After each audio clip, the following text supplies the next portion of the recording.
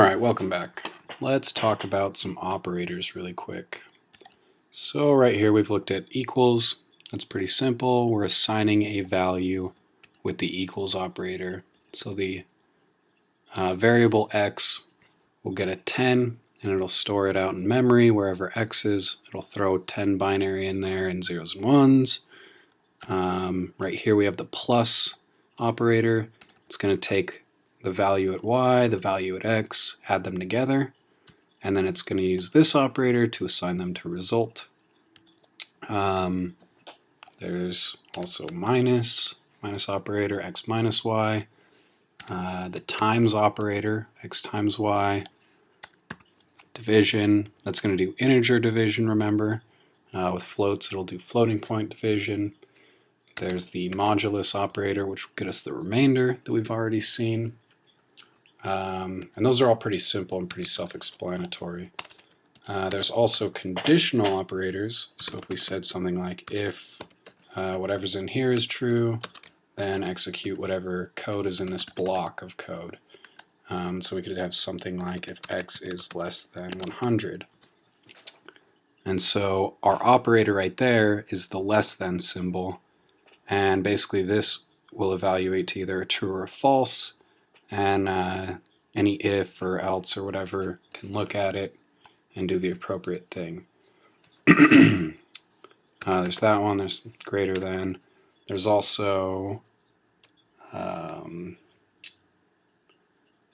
else? Alright, so we can have equal to, right? If x is equal to 100, and notice there's two equals here.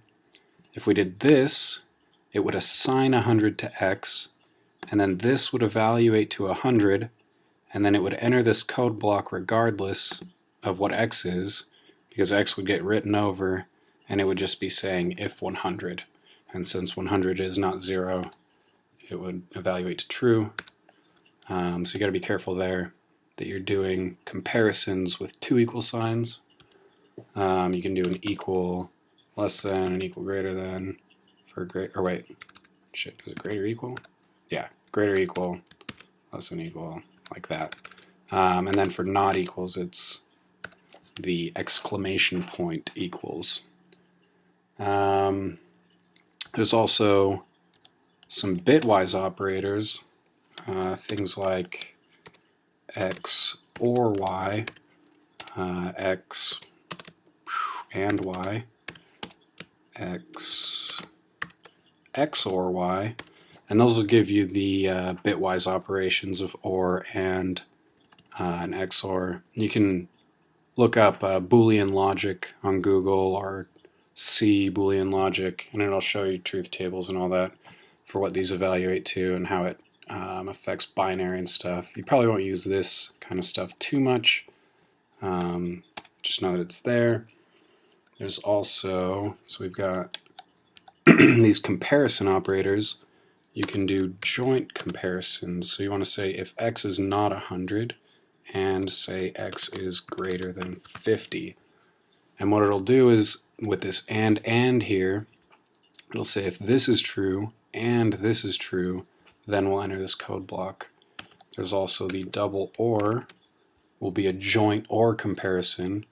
So if either one of these is true, if this or this, we'll go ahead and enter this code block. There's also, let's see, the star and the ampersand. So if we have some pointer, some array, right? Array of 20 things. We can use these things, and this is basically, this is going to grab us the value at whatever array is, or if this was some pointer or whatever, this is going to dereference it. This one's going to get the address of that variable. And we'll get into more detail on that later. Just know that those are there. Alright. So there's that. Something that's actually useful, however, is plus plus. So say we want a result, right? But we actually want one more than a result. We can do right here result equals result plus 1. We can do result plus equals 1, or we can do plus plus result. They're all adding 1 to result. This notation right here you can actually use for any of the basic math operations, so result, even modulus, mod equals, well, that wouldn't make sense, mod equals 4 or something. So there's that. This, however, is kind of interesting because you can also do result plus plus, and it does basically the same thing on its own line, but if it were right here, depending on if it's before or after, all this does is increment result, so it'll take it from 25 to 26, but if you put it before it right here, it'll increment it and then use this in its place, so it'll say 26, value equals 26.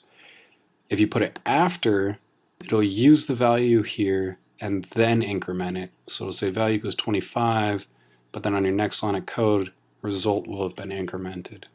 And so for that reason, it's actually good practice to not do things like this, but instead, if you want it before, you would put it right here. If you want it to be done after, you can just put it right down here.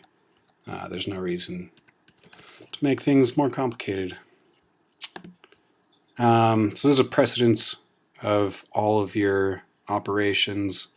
Basically, you have some comparison and stuff, your math types, and then your unary operators, dereference and whatnot. There's also bitwise negation and stuff, logical negation.